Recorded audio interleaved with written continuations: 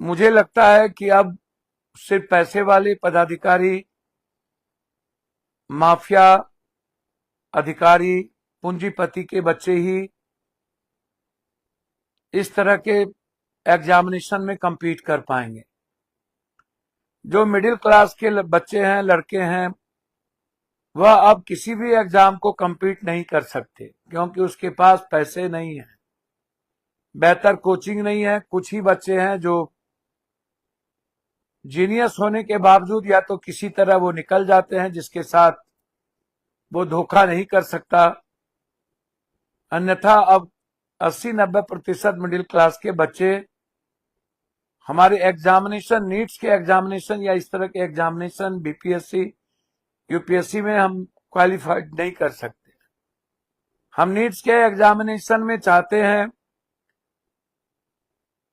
कि 12वीं क्लास के जो एग्जामिनेशन है उसके मार्किंग पे ही बच्चों का एडमिशन हो।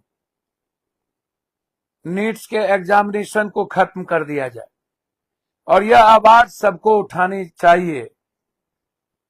यह आवाज यदि नहीं उठी तो आप इस बात को समझ लीजिए कि आने वाले समय में किसी भी गरीब किसान, मिडिल क्लास, कोई काश्तकार, कोई छोटे व्यापारी का बच्चा अब आप डॉक्टर, इंजीनियर बनने का सपना आपको छोड़ देना चाहिए।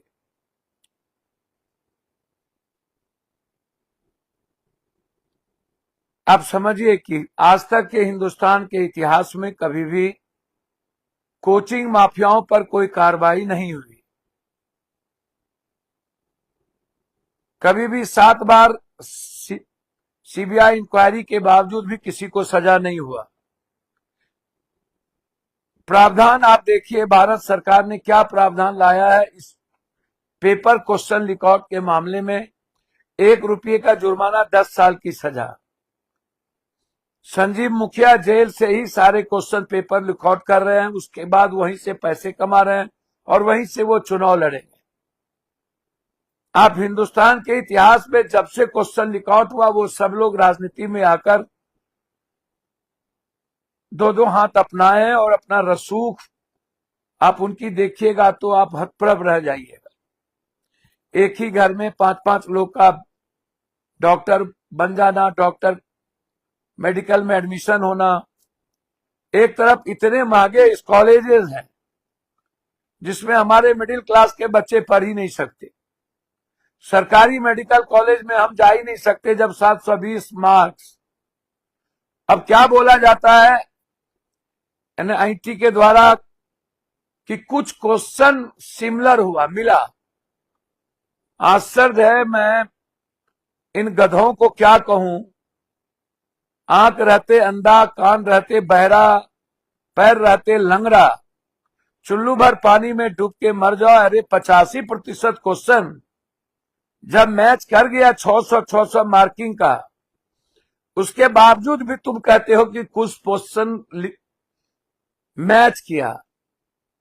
यदि मैं समझ में मुझे नहीं आता कि एक पिता यदि अपने बेटे ने अपने पिता को भेजा और वो थाना नहीं गया होता तो इस क्या परिस्थितियां होती। और हम नीट्स के मुद्दों पर हम क्रांति नहीं कर पाए। इतने मुद्दों पर तो हमें समझ में नहीं आता कि हमें क्या करना चाहिए। लगातार मेरे बच्चे लाठी खा रहे हों, TR4 पर हम, और सभी जब भी जिसकी सरकार रही वही क्वेश्चन रिकॉर्ड हुआ। भविष्य हमारा कितना गर्त में है वो तो हम सब लोग देख रहे हैं। पहले ही बहुत सारे एग्जामिनेशन और प्रमोशन रोक दिया गया है जब से 12 के बाद, जब से बीजेपी की सरकार आई। कई ऐसे पोस्ट हैं, आप किसी तरह के एग्जामिनेशन की जरूरत नहीं है, बस आपका इंटरव्यू होगा, आप उसमें पास कर जाइएगा। इंटरव्यू में आरएसएस के लोगों ने लगभग इंटरव्यू में 99% अपने लोगों को बैठा दिया, कह दिया कि अब यही लोग इंटरव्यू देखेंगे। तो मैं दलित, गरीब, कमजोर तबके के, किसी भी जाति के कमजोर तबके के, चाहे वो ऊंची जात के लोग हों, चाहे दलित गरीब हो, अत्यंत पिछड़ा हो, माइनॉरिटीज के लोग हैं, अब उसके बच्चे इंटरव्यू में सक्सेस कर ही नहीं सकते। सक्सेस वो करेंगे जो या तो नेता का बेटा बेटी है, या तो जो उनको पैसा देगा वो सक्सेस करेंगे। आप सोचिए इंटरव्यू कौन लेगा? अब इंटरव्यू पैटर्न शुरू हो गया, और इंटरव्यू में कोई जेन्युइन आदमी नहीं बैठेगा, क्योंकि आरएसएस अपने लोगों को बैठा चुके हैं। तो आप वहां से भी चले गए, प्रमोशन से भी चले गए, यूनिवर्सिटी से भी चले गए, हायर स्कूल से भी चले गए। तो इस देश में आप मिडिल क्लास और गरीब के बच्चे, दलित के बच्चे क्या करेंगे? सिर्फ इनके लिए यूज होंगे, सिर्फ हिंदू मुसलमान करेंगे, सिर्फ पैसा लेके वोट देंगे। मैं हाथ जोड़ता हूं अपने जीएनजी को कि इस भारत में एक बड़ी क्रांति की जरूरत है। उखाड़ फेंकिए इन पॉलिटिशियन को। मैं किसी पार्टी की बात नहीं कर रहा हूं। आप पॉलिटिशियन की स्थिति देखिए कितनी गंदी है, आपके बारे में क्या व्यवहार करता है, आचरण करता है, बाइफरकेट करता है।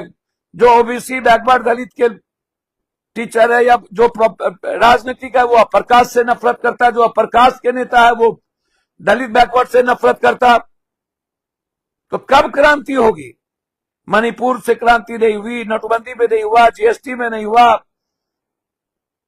कोरोना में नहीं हुआ, गैस में नहीं हुआ, पेट्रोल डीजल में नहीं हुआ, गरीबी में नहीं हुआ, डॉलर में नहीं हुआ, रुपया में नहीं हुआ। अब कब? परजीवी हो गए, ककरोच हो गए, अब कब?